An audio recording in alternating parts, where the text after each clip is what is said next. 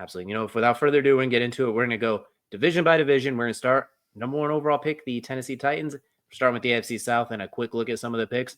Highlighted, of course, by the pick we've known since, Cam Ward at pick quarterback out of Miami at the top.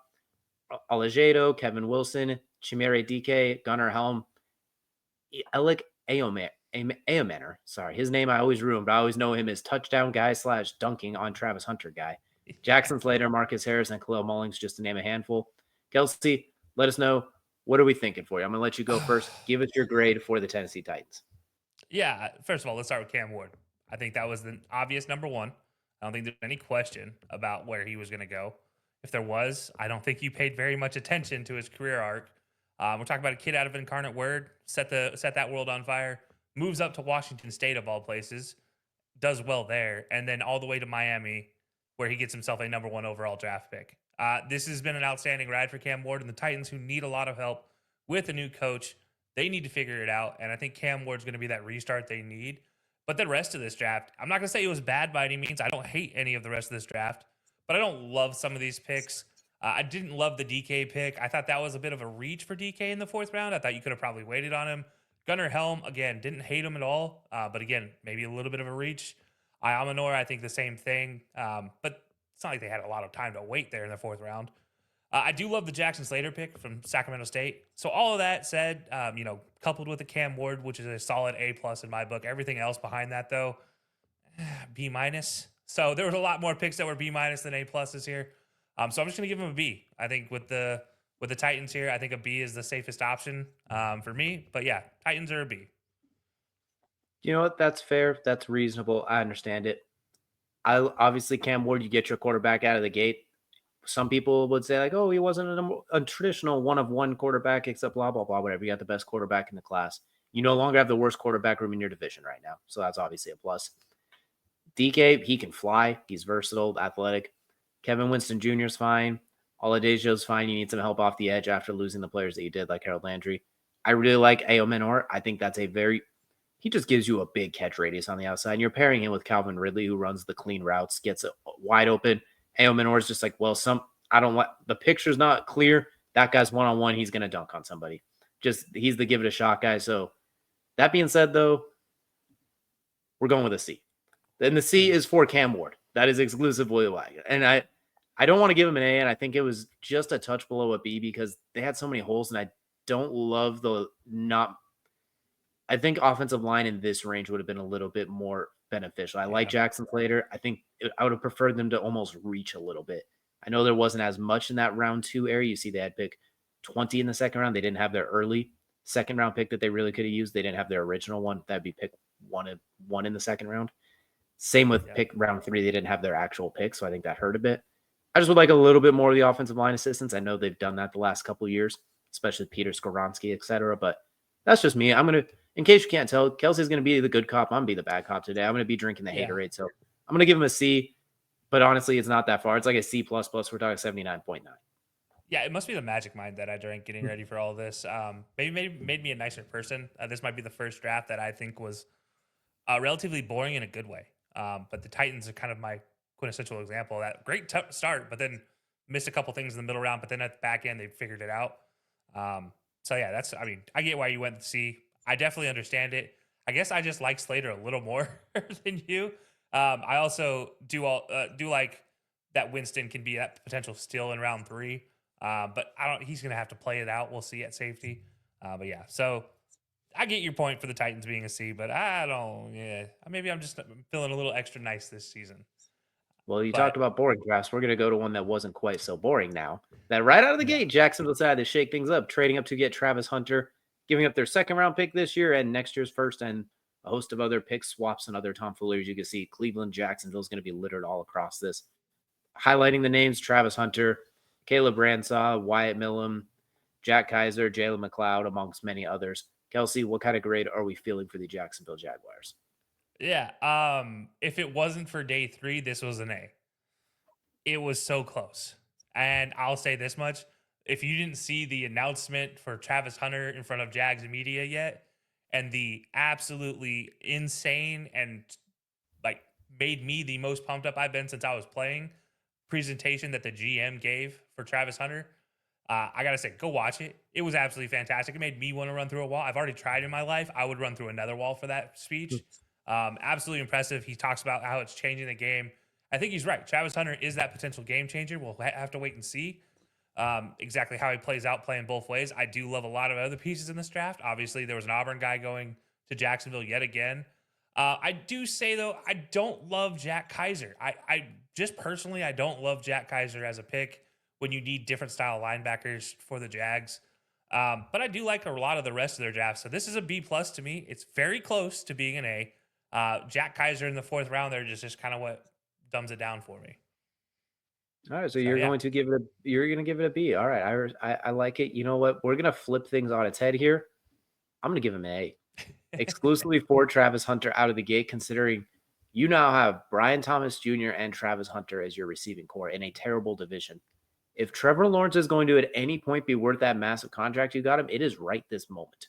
There is absolutely zero excuse right now. Travis Etienne is still there as a viable back. Your offensive line is not terrible. Could be better, obviously, which is where Wyatt Millen comes in. I think there is, and I'll emphasize again, that division is terrible. You still have a good pass rush too. There is no excuse, barring major injury, that you can't be awesome next year to the point where that pick you traded away is the first round corner or receiver you'd be taking next year. You just happen to get that this year with Travis Hunter. And if he can stay healthy and provide you both, I'm going to give him an A for that. And I love the aggressiveness from a new young GM and a new young head coach. They're like, yeah, we're going to fix this. Those last couple of years, that's in the past. Duval, we're going to forget all about Liam Cohen's miserable Duval. We're going to start getting Duval right from now on. So I love the aggressiveness going to get Travis Hunter, which they need that. They need something to play. They need someone opposite Brian Thomas Jr. And you have to see if Trevor Lawrence is going to work. At this point, if it's not going to work with this, it's never going to work. Yeah, no, that's absolutely right. I think it's also just goes down to why do they have so many running backs in their draft? They have 2 great 1A, 1B running backs. They have 2 running backs they drafted that I just like. There's other positions in the 4th round I think you could have gone instead of Tootin. I don't hate Tootin by any means, but I think that's a situation like for me, that's why it's a little bit lower than the A. Because honestly, I have an A minus written in here, and then I scratched it out and gave it a B plus. So I was like, maybe I'm being too nice. Let's scratch this a little bit. But yeah, I don't hate what the Jags did by any means. I'm excited to see what Travis Hunter does. I'm never gonna lie about that. And I do love Caleb Ransaw from Tulane. I think those are 2 great players. Travis is gonna, and I think also Caleb Ransaw brings into the Jags that extra dimension where maybe Travis doesn't have to focus so much on the corner side of it. He can still go and be impactful on the cornerback side, but sometimes he can take some series off from playing corner and receiver every single down. So he can just focus on receiver at times, which is the more impactful position for the Jags at the end of the day. I will say that these 4 picks right here for me really solidified it because I think all 4 of these guys are going to contribute comfortably next year. Jack Kaiser, we'll see. Say with Jalen McLeod, if they get on the field, I think they'll make some noise. Then at the back end, just some good fits in places they need. So I think we agree it's a very solid draft. It is mostly highlighted by right up here with Travis Hunter as it was expected to be. But you know what? Like I said, he's very uniquely gifted to deal with F them picks. So we're going to find out for sure. Next up, we're going to stick in the AFC South, and we're going to the Indianapolis Colts. Highlighted, of course, by Tyler Warren at the top, pick number 14, JT Tuimalio, Justin Wally, Jalen Travis, DJ Giddens, Riley Leonard, Tim Smith, and Hunter Wohler, just to highlight some of them. Kelsey, what grade are we giving the Colts? Yeah, I think if you get Tyler Warren where you got Tyler Warren, that's an immediate A plus pick. But there were some spots later on in the draft, specifically Riley Leonard. Why are you drafting Riley Leonard? Anyways, I digress. But the Colts, I'm going to give a B. I think Tyler Warren outweighs any of the bads in this one, but it's not like outweighs it enough to give it an A. I think the JT pick behind him at the second pick in the 2nd round, I think that was a good pick as well. I didn't love it. I thought there were more opportunities for for the Colts to get something that improves their team greatly, whereas I don't think edge is necessarily the biggest impact they could have made in the 2nd round. But look, hey, what do I know? The Colts make great picks in the 2nd round historically, so maybe this turns into another one. So I'm just going to give him a flat B. Tyler Warren, as you mentioned, alone might be the biggest steal of the 1st round, arguably, considering you got him at 14, and most people had him graded as like the 6th best player. There was talk of him going number 5 to Jacksonville, possibly even after the trade back with Cleveland, someone who could have gone 5 as well. Arguably the best tight end, and most people thought the best tight end. Some had hired Colston Loveland. Either way, an elite player. You got him at 14, and he fits a need. your biggest need. So that alone's an A+. JT Tuimalo, it honestly just continues the Colts tradition of taking a defensive lineman in the first 2 rounds for like 7 of the last 9 years. And they almost never really pan out all that well, so I hope this one's different.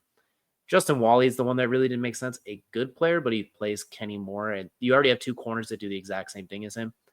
Jalen Travis, you needed offensive line depth, and he's massive. I love the DJ Giddens pick. He's going to be awesome behind Jonathan Taylor. Riley Leonard is the worst combination of Daniel Jones and Anthony Richardson, so at this point you have a fetish for quarterbacks who can't throw but can run kind of good. Yes, I said it that way on purpose. Tim Smith, defensive line depth. Hunter Wohler, linebacker depth. I'm also going to stick with a B on this one. It was started out so strong, but there were areas in here in those rounds where I think they just missed the mark. And if you wanted to get a quarterback that you don't really want to play, you need to get something different than the 2 at the top of your depth chart. This is where something, if you wanted to go after a Quinn Ewers or something goofy, would have made sense. Because clearly, if it's not going to work with Anthony and Daniel Jones, it's not going to work with Riley Leonard. Like, I think, and anyone who watched it, I digress. This is a positive show, but I don't think he was the right fit for that team. And at this point, they are drafting more on type than they are on skill. And it's kind of like, what are we doing here? But I digress. No, that's a fair assessment as well. The fact Quinn Ewers didn't get picked by the Colts feels weird. But he has plenty of experience throwing to 80 Mitchell. Somebody's got to throw to him. So you would think it would be a match made in heaven. But especially that late, it felt like that would have been the one for sure. But I guess that takes us to the Texans to round it out. Absolutely. Their draft was simple. Iowa State and J names. They kept it real simple after trading out of the first round. Yeah, except for one name in here, and that's Ariante Ursere. And by the way, that first name, I practiced really, really hard at getting that right. Just in case you got drafted in the first round during the show. But no, I think for me, this draft was an A. I think they needed to hit a home run, and I think they did that. I think they did everything they needed to outside of making a giant impact. I think they hit every need spot here and did everything they needed to within what they had, which is the hardest part of the draft, right? You have to stay within your picks. You have to be safe with your trades, and I think they succeeded in every piece. So yeah, I'm gonna give this an A, just a solid A. I think Ariante Ursary is kind of the big thing that sells me on this, as well as Jalen Noel. So yeah, I do think it's fun that 2 Iowa State receivers went to the same team. That is just kind of fun how that worked out. Yeah. I like Jaden Reed. I like Ursay as well. That being said, though, I am going to give them a B because I look at where they traded out the Giants. You didn't get a huge draft package for next year, so it's not like you're looking ahead. I would have rather they stuck put and took Josh Connerly, honestly, over Ursary. Sorry, I like Ursary. I think it's a good value pick here, but I think Josh Connerly was there where you were picking, and that would have really locked in your offensive line. I think they were counting their chickens that he was going to slide to them at pick 34. I think they were getting a little bit greedy. And when it didn't, that's when they kind of worked around it. Still love the players. Love Jaden Higgins. Like Ursary a lot. Like Jalen Noel. Like Jalen Smith. Good players. I'm just looking at the draft process like, you could add Josh Connerly, who's an elite tackle. You could add him with your normal pick. And considering you took a different tackle with how it switched out, I would have preferred there because I think you still get Jaden Higgins at round 2, pick 16. If not, you can still get Jalen Noel. So I digress. It's still a good draft. Still arguably one of the better drafts in the NFL, but I can't quite go to the A with you, but I understand the process. Still, AFC South, we gave some pretty good grades out. Yeah, an average for me of a B plus, it looks like. But I will say this about Ursary. I think he fits better with what the Texans want to do versus what Connerly would have done. I just think they're a better fit just naturally for their skill sets. That's the only difference. But that's why I don't mind the trade back as much. They just need somebody to stand that is breathing in front of it. CJ Stroud after last year. Their scheme fit is alive and functioning at this point after what they put that man through last year.